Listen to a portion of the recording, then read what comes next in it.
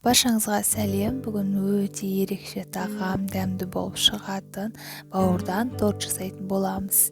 Бауырдан жасалатын тағамдардың ішінде ең дәмдісі осы деп айтсам да болады. Осы және басқа да керемет рецептерді жіберіп алмас үшін менің арнама тіркеліп алуды ұмытпаңыз.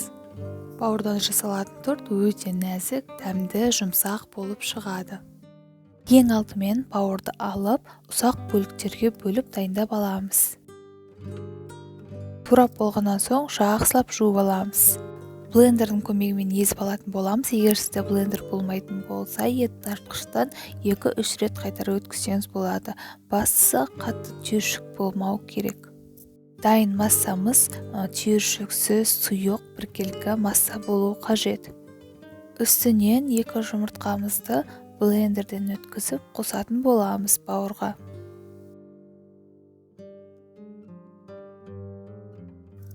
Үстінен тұз қосамыз, жақсылап араластырып аламыз.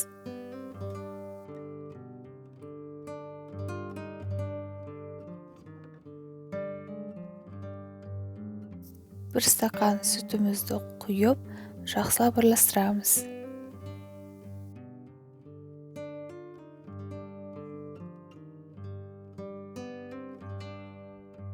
Үстінен електен өткізілген ұнымызды салып, жақсылап біркелкі масса болғанша араластырып алатын боламыз.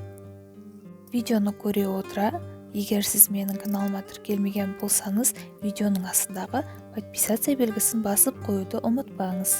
Мінекей біздің бауырдан жасалған массамыз дайын болды. Енді осыны құймаққа арналған табанның көмегімен құймақ тәрізді пісіріп алатын боламыз. Табамызды майлап аламыз, астық жабысып қалмас үшін. Үстіне бауырдың массамызды құйып, барлық жеріне осылай жеткіземіз. Орташа отқа қойып, 1-2 минут аралығында пісіріп аламыз. Бауыр тез пісетін болғандықтан қарап тұрыңыз, күйіп кетуі мүмкін. Екінші бетіне ауыстырып, жақсылап пісіріп аламыз қызарғанша. Дәл осылай барлық бауырымызды жұқалап, құймақ тәрізді етіп пісіріп алатын боламыз. Егер сіздің массаңыз қоюлау болса, бауырдан жасалған блинниларыңыз қалың болып кетуі мүмкін. Қалың болып жатса, кішкене сүт қосып жіберсеңіз болады. Мінекей осындай 10-12 дана құймақтар шықты. Енді салмасын дайындауға кірісейік. Ол үшін аздап май құйып, үстіне пиязымызды қуырып аламыз. Кішкене қуырылғаннан соң сәбізді салып 1-2 минут қуыратын боламыз. Сонымен біздің начинкамыз дайын. Бөлек ыдысқа майонезімізді салып, үстіне 2 дана сарымсақты пресстен өткізіп қосып, жақсылап араластырып аламыз. Немесе сарымсақты ұсақ етіп турасаңыз да болады. Майонез дайын, салмамыз дайын, бауырдан жасалған құймақтарымыз дайын. Енді бауырдан жасалған тортты жинауға кірісейік. Құймақты қоямыз, үстінен 1 шай қасық майонез бен сарымсағымызды жағып аламыз, барлық жеріне жеткізіп. Үстінен 1 ас қасық начинкамызды салып, жағып шығатын боламыз.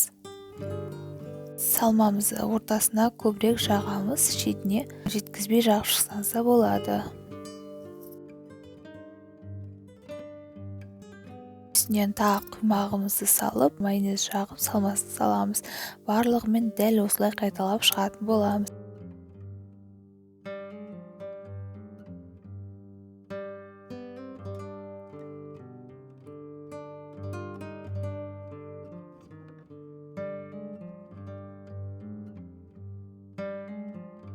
Осымен біздің бауырдан жасалған өте дәмді тағамымыз дайын болды. Мен әрлеу үшін аскөкті пайдаландым.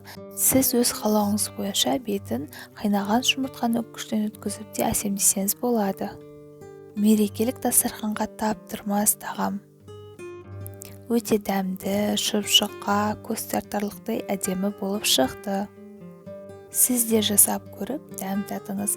Видеоның толық рецептісін видеоның астындағы описанияда қалдыратын боламын. Керемет дәмді тағамдардың, оригинал торттардың, тегін мастер-класстардың видеосын жіберіп алмас үшін менің арнама тіркеліп алуды ұмытпаңыз. Қоңырауша белгісін басып қойыңыз, жаңа видео шыққанда ең алғашқы болып көретін боласыз. Сіздермен Мадина.